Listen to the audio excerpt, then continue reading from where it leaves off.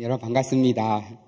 예, 제가 몸 상태가 좀 좋지 못해서 목소리랑 좀 컨디션이 좋지 못하지만 양해하시고 같이 오늘 말씀에 은혜가 되는 그런 시간이 되면 좋겠습니다.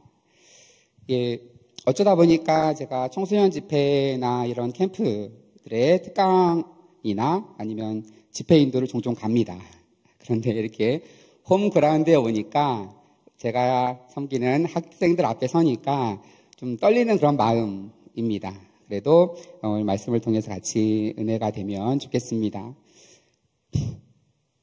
어떠한 말씀을 같이 나눌까 고민을 하다가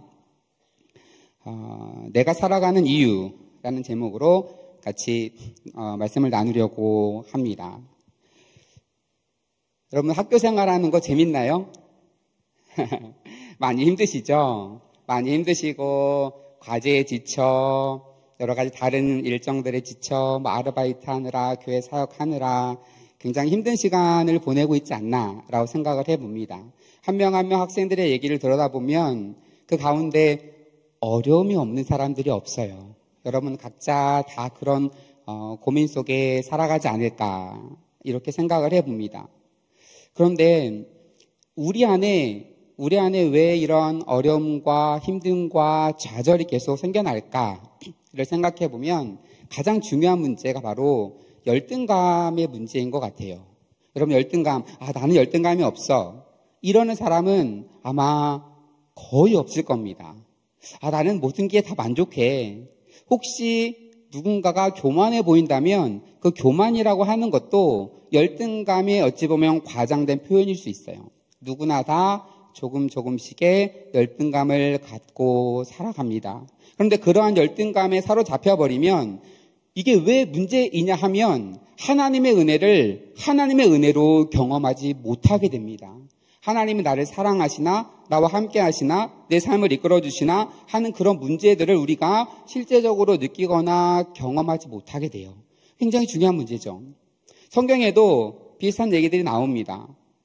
포도원에 비유해 보면 아침 일찍 일하러 온 사람과 해지기 바로 1시간 전에 온 사람에게 주인이 똑같이 한 데나리온을 줍니다. 일찍 온 사람에게 계약을 할 때 하루 일하면 하루 품삯인 한 데나리온을 주겠다라고 하고 그것에 맞게 줬어요. 감사한 일이죠. 만약에 나에게 일자리가 없었다면 오늘 굶을 수도 있어요. 너무 감사한 일이에요. 그런데 그 사람이 왜 화가 났어요? 주변을 보니까 쟤는 점심때 왔고 심지어 쟤는 1시간 전에 온 애예요. 그런데 그 사람에게 똑같이 한 데나리온을 주니까 갑자기 화가 확 밀려오고 감사가 아닌 거죠. 하나님이 우리에게 주신 은혜가 너무나 큰데 주변을 돌아다 보는 순간 은혜가 안 돼요. 왜요? 저 사람은 나보다 더 받은 것 같거든요. 달란트 비유도 마찬가지예요. 주인이 종을 신뢰하고 한 달란트나 되는 커다란 금액을 그에게 맡겼습니다. 주인이 나를 신뢰하는구나. 그러면 이 달란트를 가지고 내가 주인을 위해서 기쁘시게 사용하면 되겠구나. 사용하면 돼요. 그런데 주변을 보니까 글쎄 쟤는 2달란트 받은 거예요. 내 2배를 받은 거예요. 글쎄 쟤는 5달란트를 받은 거예요. 그 순간 어떤 마음이 들까요? 일할 마음이 싹 사라지는 거예요. 내가 아무리 노력해서 100배의 수익을 거둬도 겨우 2달란트인데 저 5달란트 받은 애는 20%의 수익만 내도 1달란트를 더 얻을 수 있는 거잖아요. 그냥 묻어둡니다. 일할 맛이 안 생기는 거예요.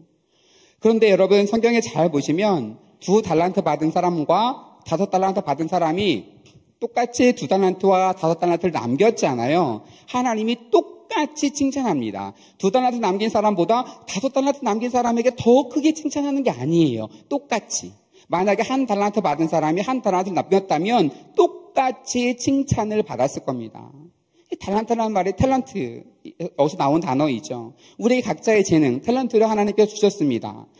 나에게는 노래를 잘하는 우리 홀리클럽 멤버님들처럼 노래를 잘하는 재능을 주셨고 나에게는 이러한 재능, 나에게는 누군가의 얘기를 잘 들어주는 재능, 나에게는 이런 재능들을 각자 필요에 맞게 하나님이 주셨습니다. 그런데 주변을 돌아보면서 다른 사람들을 보게 되면 은혜가 아니게 되는 거예요. 하나님이 우리에게 주신 은혜를 올바로 받아 누리지 못하게 됩니다. 그러니까 열등감이 굉장히 큰 문제인 거죠. 그런데 우리가 하나님께서 우리에게 주신 수많은 은혜 중에 가장 큰 은혜가 뭐예요? 하나님이 그 아들까지 보내시고 우리를 위하여 자기의 그 아들의 목숨까지 십자가에서 죽게 하신 것. 여러분, 이 은혜를 이 시간 여기 앉아있는 모든 사람들 중에 받지 않은 사람이 누가 있습니까? 하나님과의 나와의 관계가 분명하게 먼저 설정이 되면 우리가 열등감에 시달릴 이유가 없어요. 그런데 사람들이 왜 열등감에 시달리느냐라고 하면 이렇게 생각을 합니다. 누구보다 내가 내 자신을 잘 알기 때문이에요. 다른 사람에게는 굉장히 좋은 사람인 척 이렇게 다가갈 수 있죠. 여러분이 보기에 저는 어떤 교수입니까? 여러분이 저를 혹시라도 좋게 보는 분이 있다면 그건 제가 여러분에게 보여주기 위해서 한 행동일지 모릅니다. 제 아내와 제 아이들에게는 그렇지 못할 수도 있기 때문에. 그래서 다른 사람에게는 우리가 충분히 우리의 모습들을 좋게 보여줄 수가 있습니다. 그런데 어떻게 내 자신한테 나를 속일 수가 있나요? 불가능하죠.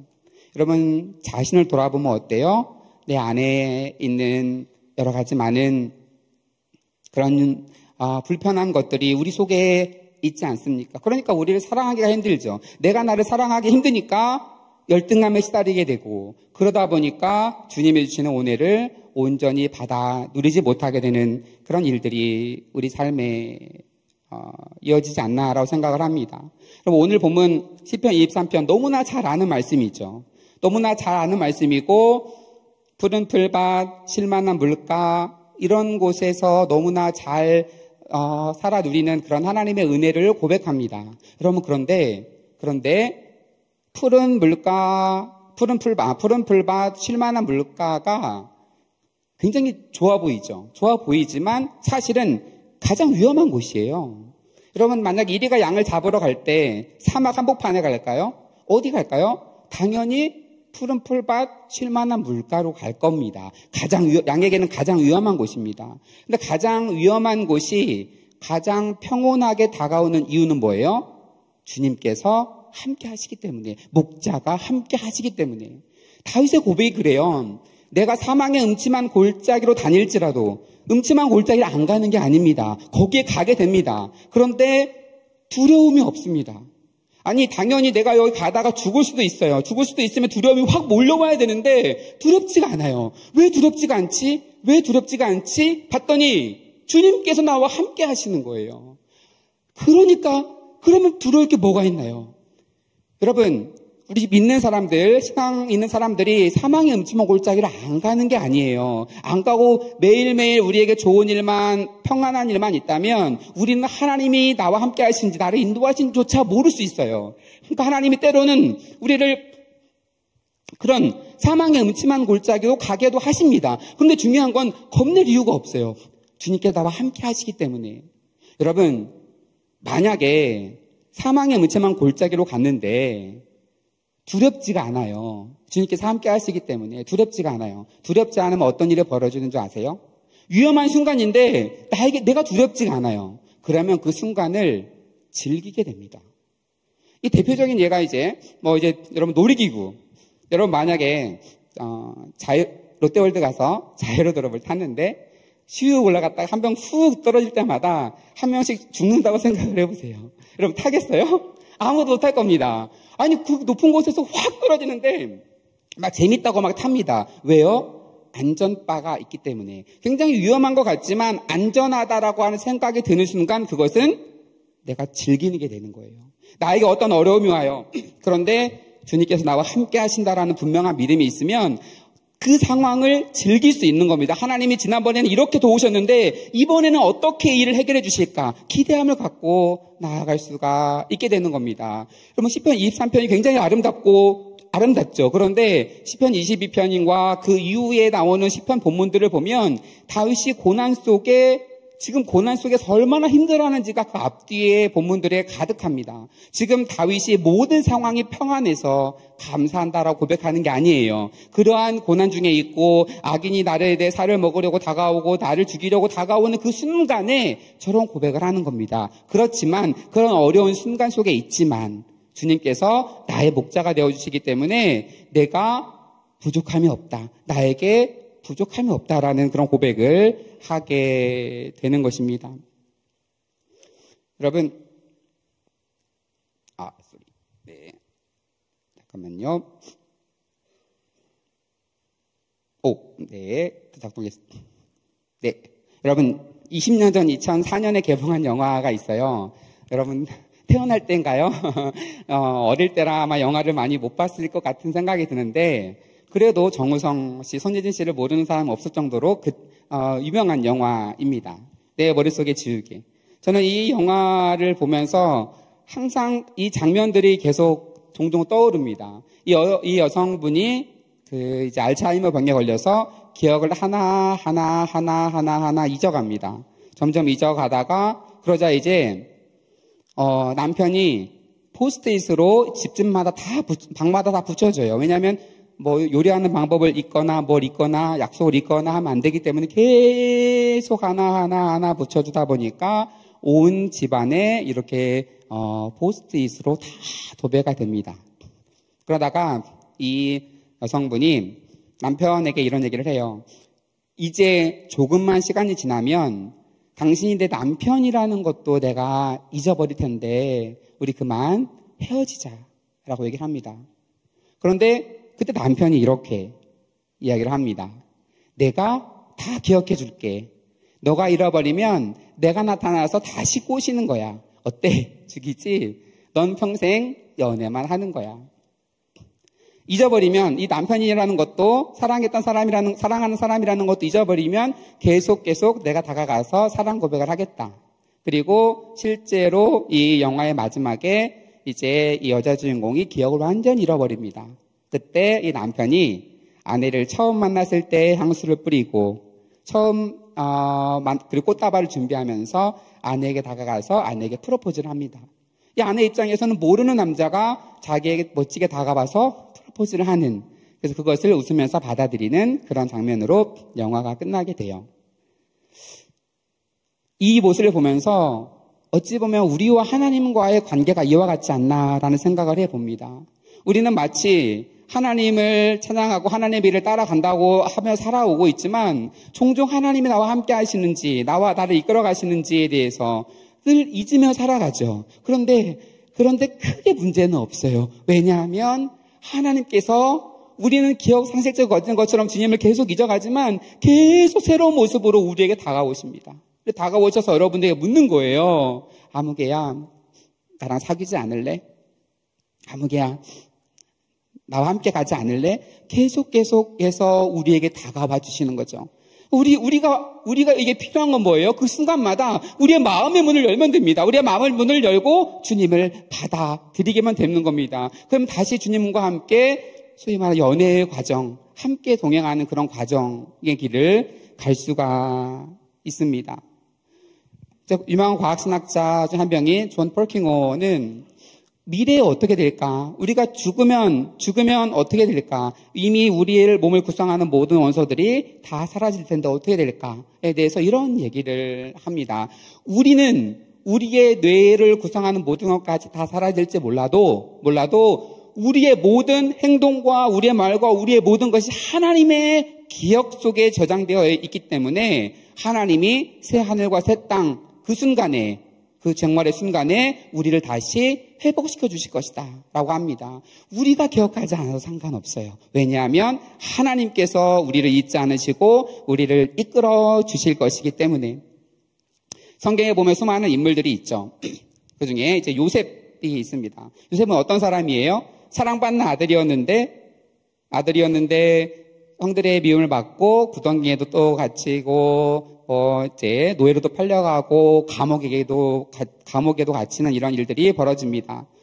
그러면 만약에 요셉을 여러분 요셉을 어떻게 이해해요? 사랑받는 아들이었는데 그러한 나락에 갈 때까지 신앙을 지켰더니 하나님께서 결국에는 국무총리까지 되게 해주셨더라. 이렇게 이해하면 기독교인만큼 불쌍한 사람이 없어요. 언젠가 있을지 없을지 모르는 그 보상을 향해서 현재의 어려움을 막 간신히 이겨내 살아가는 그게 기독교인의 삶입니까? 저는 그렇지 않다고 생각을 합니다. 그 답은, 그럼 요셉이 이 모든 일들을 이길 수 있던 답은 어디에 있었냐? 성경 본문 창세기 39장 2절 3절 한번 같이 읽어볼게요. 시작. 여호와께서 요셉과 함께 하심으로 그가 형통한 자가 되어 그의 주인 애굽 사람의 집에 있으니 그의 주인이 여호와께서 그와 함께 하심을 보며 또 여호와께서 그의 범사에 형통하게 하심을 보았더라. 반복되는 말씀이 뭐냐면 여호와께서 요셉과 함께 하심으로, 여호와께서 요셉과 함께 하심을 보았다. 이런 표현이 있습니다. 뭐예요? 사랑받는 아들이었을 때 하나님께서 요셉과 함께 하셨죠. 구덩이에 빠졌습니다. 뭔가 좀 상황이 바뀐 것 같아요. 그런데 중요한 게 안 바뀌었어요. 뭐예요? 여호와께서 요셉과 함께 하시는 것. 이제 노예로 팔려갔습니다. 뭔가 인생이 나락으로 간 것 같아요. 그런데 가장 중요한 게 안 바뀌었어요. 뭐예요? 여호와께서 요셉과 함께 하신다는 것. 이제는 지하 감옥에까지 갇혔습니다. 이제 다 끝난 것 같아요. 그런데 여러분, 가장 중요한 게 안 바뀌었어요. 뭐예요? 여호와께서 요셉과 함께 하시는 것. 여호와께서 나와 함께 하신다는 가장 중요한 것이 안 바뀌었기 때문에 주변의 환경들은 변해갔죠. 환경들은 변했지만 가장 중요한 게 안 바뀌었기 때문에 믿음을 지킬 수 있었던 겁니다. 그런데 이것은 요셉에게만 하나님께서 주신 말씀인 줄 아세요? 마태복음 20장에 보면 내가 세상 끝날까지 너희와 항상 함께 있으리라. 히브리서 13장에 내가 결코 너희를 버리지 아니하고 너희를 떠나지 아니하리라. 성경에 얼마나 더 많은 말씀이 있으면 여러분 이걸 받아들이겠어요? 여러분, 하나님께서 여러분과 함께 하십니다. 여러분의 삶을 늘 이끌어 주십니다. 우리가 그걸 믿음으로 받아들여야 우리의 모든 열등감, 우리의 삶의 모든 것들을 이뤄갈 수가 있는 거예요. 여러분, 제가 시간이 없어서 보통 1시간 정도 저희 강의를 주면 제 개인적인 간증 이야기를 좀 많이 할 수 있을 텐데 간략하게 1분 동안 설명을 드리면 저는 삶에 있어서 진로를 굉장히 많이 바꿨습니다. 어찌 보면 그런데 가장 중요한 걸 저는 늘 바꾸지 않았어요. 제가 어렸을 때부터 굉장히 가난한 이제 집사님 가정에 태어나서 어렸을 때부터 새벽 예배를 가면서 늘 기도했던 것, 훌륭한 목사님 되게 해주세요라는 기도만을 쭉 하며 살아왔어요. 그러다가 대학교에 오고 나서 저 어머니에게 물었어요. 훌륭한 목사님 되게 해달라고 기도를 했는데 그러면 훌륭한 목사님은 어떤 목사님입니까? 그러자 어머니께서 고민하시다가 한 번도 그런 생각은 해보지 않았어요. 그냥 훌륭한 목사님 되게 해달라고 초등학교 때부터 장래희망을 계속 목사님 쓰면서 왔는데 그러다 보니까 목사님들은 다 훌륭한데 목사님들을 가르치는 목사님은 조금 더 훌륭하지 않을까? 시골 어머니 권사님의 생각이었습니다. 그럼 내가 신학 교수가 되는 게 꿈이었나? 라고 하면서 이제 공부를 하게 되었고, 그러다가, 그러면 그렇게 목표를 잡고, 그게 훌륭한 목사 길이라고 생각해 왔었고, 그러다 군대에 가서 보니까, 군목으로 생활하다 보니까 병사들과 있는 게 너무나 보람되고 너무 좋은 거예요. 그래서, 훌륭한 목사의 길이 군목의 길일 수 있겠구나 해서 군대의 길을 연장을 해서 3년이 아니라 5년 복무를 하게 됩니다. 끝날 시간 됐군요. 네. 그리고, 그러다가 전역을 하게 되고, 그리고 그럼 어떤 목사님이 부르셔서 이제 청년단나 부목사로 목회의 길을 가게 됩니다. 그러다가 늦은 나이에 유학의 길을 가게 되고, 그때에도 개인적인 간증들이 좀 있고요. 그리고 선교사 훈련을 받고 선교사의 길을 준비하게 됩니다. 그러다가 예상치 못한 길로 하나님이 박사과정을 이끄시고 해서 여기까지 왔는데, 중요한 것은 순간순간마다 매번 뭔가 계속 이건가 바뀌었어요. 근데 저한테 있어서 가장 중요한 거 한 개가 안 바뀌었는데 그게 뭐냐면 훌륭한 목사가 되게 해달라는 그 한 가지였습니다. 그러면 제가 교수가 되게 해달라고 기도하고 이 자리에 왔으면 저는 목표를 이룬 거죠. 어찌 보면. 그러면 더 이상 뭐 할까요? 저는 지금 이 순간에도 묻습니다. 훌륭한 목사가 되는 길이 뭘까? 이 학교에서 내가 훌륭한 목사로 어떤 일을 할 수 있을까? 그러다 보니까 여러분, 제가 매 학교 도서장학금도 한 100여 명에게 주고 있고, 그리고 여러 가지 많은 어떤 일을 해보려고 나름대로 노력을 하고 있습니다.